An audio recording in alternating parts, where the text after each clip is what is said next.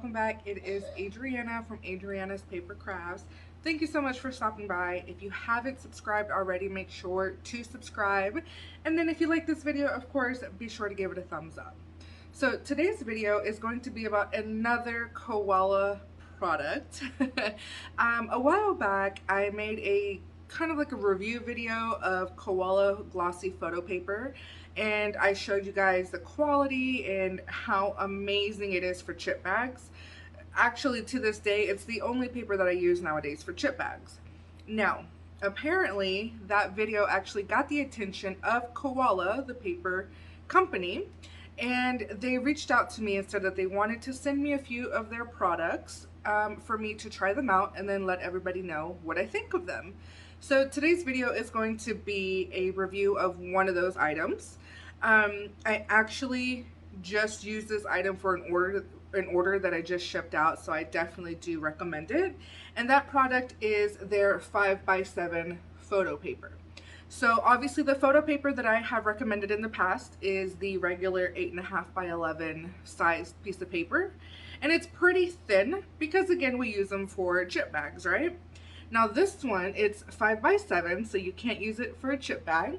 And also the weight of it is 72 pounds. Now, again, in a lot of my videos, I discuss the weight of paper. I definitely do judge paper based on its weight, and that's just because different weights will allow you to do different things. So because this is 72 pounds and because it has a satin finish, I got to thinking on what it was that I could do with it. Now, if you were like me and you print out invitations for people, you know, if you design them and you sell them, things like that, I really do think that you could definitely use this because it's essentially just photo paper, as if you were to go to Walgreens, Walmart, CVS, and get yourself some photos printed. It's essentially like that, but there are a few differences, and I want to discuss those. That way you understand what you're getting yourself into. Now, first things first, like I said, this one is 72 pounds and it has a satin finish. But on the Koala website, they do offer other sizes, they offer other weights, as well as other finishes. I am going to go ahead and actually order myself some of their luster, I believe it's called. That luster and satin, I believe, are kind of a close feel, but I want to see what luster looks like. Now, the reason I like the fact that this isn't high gloss is because if you guys have noticed, any photo paper that is very high gloss has the ability to like grab the oils from your fingers and it'll leave fingerprints on it. You know, kind of like why mom and grandma never wanted us to grab pictures, you know, with our fingers. We have to be careful. It's essentially the same thing, and that's one of the things that I really don't like about any kind of glossy paper. So I was a little worried when I got this, but I was worried for no reason because there's no issue. I can touch it like crazy and it doesn't leave any fingerprints. So this is what it looks like. Obviously it's just a plain piece of little 5x7 paper. The front does feel different from the back, as well as the front is like super white and then the back is a little tiny less white, kind of a cream color. So you shouldn't have any issues when you go and stick this in your printer. But the feel of it, definitely you can tell that my fingers aren't sticking to it the way that a glossy photo would. So that's how you know it's not, you know, it's not grabbing the oils from your fingers and stuff. So I really like that. Now, when I pulled it out, I was pleasantly surprised at the weight of this as well. Again, I know that it says 72 pounds, but until you feel it in your hands, you know, it's a whole different story. So I'm going to do the usual little shake test that I do. So do you hear that? So that has good weight to it because a regular piece of copy paper, it would be very flimsy, right? So I was thinking these could, again, obviously be used for invitations. And the fact is, though, because it's heavier, and because if you look at it like this, it's very nice and straight, I was thinking that these would be good for menus or flyers, you know, any kind of informational, you know, sheet that you need to put out in the world. And the reason I mentioned the fact that it's straight is because, again, regular run-of-the-mill photo paper, like the ones that you get from Walmart and all that when you print photos, they kind of naturally are thinner. So what happens is that they curve like this, or even like this. So I don't know, I just don't like that. But if I'm going to be handing these out as little menus or flyers, or just promotional sheets, I want them to be nice and flat and not have that curve to them, because I don't want it to appear as if I literally just printed you a picture. You know what I'm saying? Even though it's photo paper, I don't want it to look like I pulled a piece of like a picture out of my scrapbook and handed it to you. So I really, really like how straight it is, and I do believe that's because of the weight of it. So far, loving it, right? Now, I'm going to go ahead and actually print something real quick so that we can then discuss how long it takes to dry, and then a really cool feature that I did not know even existed. So let's get to that. So here you can see that I'm using my Canon Pixma inkjet printer. It is my large format printer being used to print out a tiny little 5x7 image.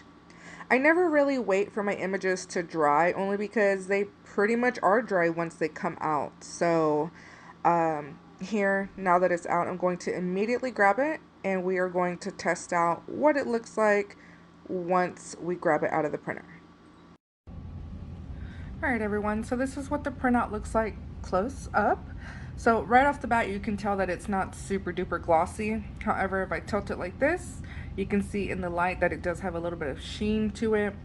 So that's the difference between high gloss and satin. Just for reference, this paper here is the glossy sticker paper by Koala, and you can just see the difference. It pretty much completely reflects that light right there, whereas this one doesn't completely reflect it.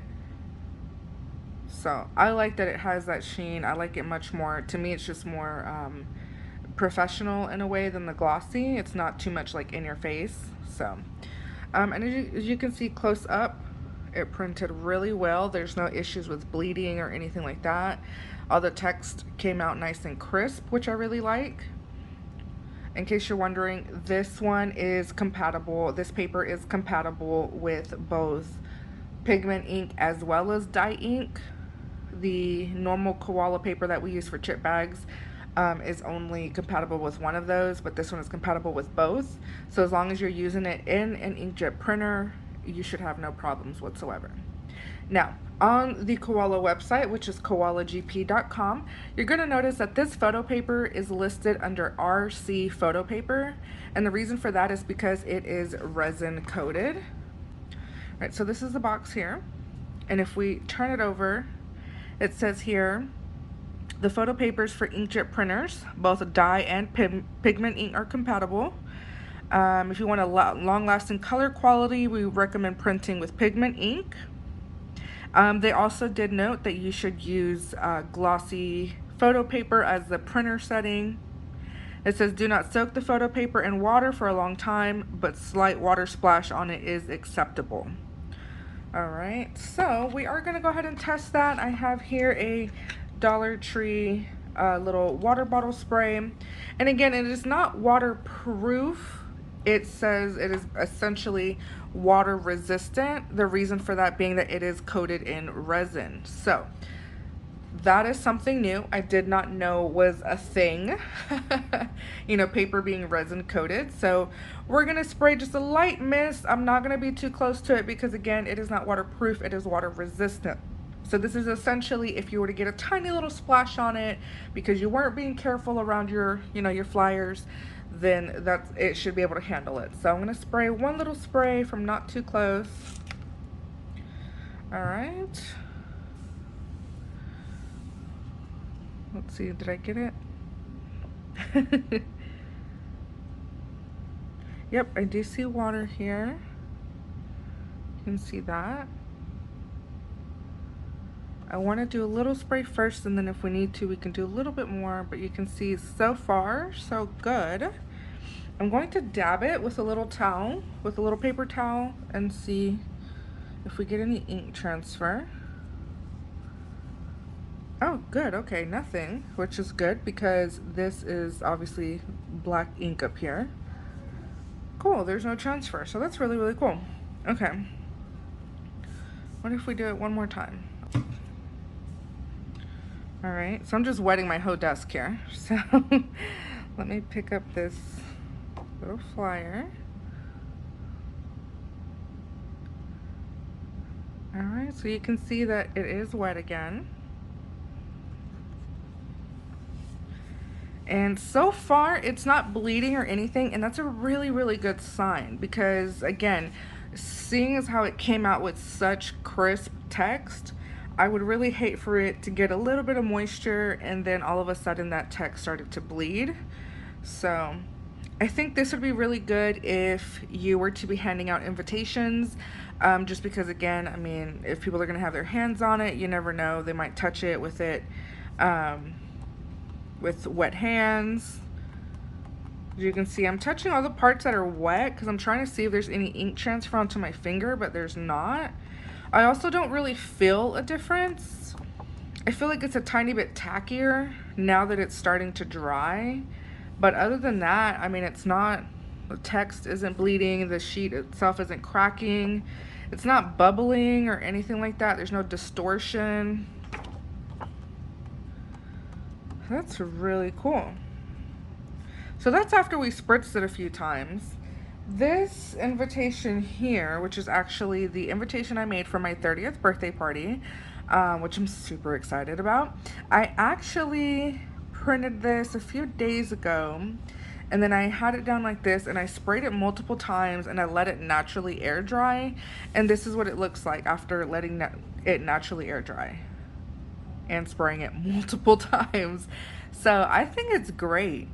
I mean, and this has a lot of black ink on it, so you would think that it would be really, really bad, and it's not. It also feels like as if I had just pulled this out of, you know, the pack. So you can see there's no distortion or bubbling or anything like that on the back. So I think that's really cool. Hooray for resin coating, which I didn't know was a thing. All right, so that's pretty much all we need to know for this one. Now, like I said, I am gonna go ahead and order myself some of their photo paper in this size that comes in other finishes. And if you're interested in getting some yourself, just head over to koalagp.com. Now, this one they sell in different sizes, different finishes, and different quantities. So depending on which selection you end up going with, it's gonna cost you anywhere from about $8 to about $17 for the whole pack. Now this one again is 50 sheets in a pack. It is a little over $8. Everything on their website, or almost everything, is actually on sale right now. So this one would come out to about 19 or 20 cents per sheet, which I think is a really good deal, seeing as how the Koala high gloss paper that I use for my chip bags is about the same price. So I see no issue here. So check it out. Make sure to comment what you think about it below. If you want me to review other Koala papers, definitely leave that down in the comment section below. And I'll see you guys next time. Bye.